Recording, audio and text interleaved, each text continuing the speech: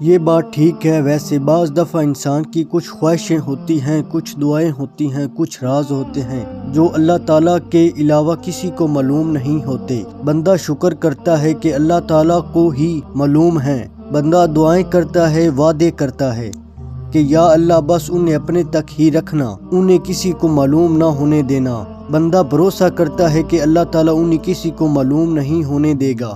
یہ جو بندے کا اعتبار ہوتا ہے اللہ تعالیٰ پر، یہ جو منتیں سمجھتے ہیں، یہ جو دنیا پر زہر ہونے کا خوف اور اللہ تعالیٰ سے وعدے ہوتے ہیں کہ میں ایسا ایسا کروں گا تیری خاطر، تو بس میری ان کمزوریوں کو، ان خامیوں کو، ان عادتوں کو کسی پر زہر نہ ہونے دینا۔ یہ منتیں سمجھتے وعدے، دعائیں، التجاؤ سے بھری ہوئے لمحے اگر نماز میں مل جائیں تو بہت ہی خوبصورت بنا دیتے ہیں نماز کو، اگر تنہائی میں مل جائیں تو بہت ہی خوبصورت بنا دیتے ہیں تنہائی کو۔ بندہ کسی بہت ہی اپنے کا قرب محسوس کرتا ہے اس تنہائی میں، بندے کو محسوس ہوتا ہے جیسے اسے کسی بہت ہی محبت کرنے والے کا ساتھ مل گیا ہے، جو انتہائی قابل اعتبار ہے، کہ سب کچھ بتانے کو دل کرتا ہے، کہ سب کچھ بتانے کے بعد بھی کوئی خوف محسوس نہیں ہوتا۔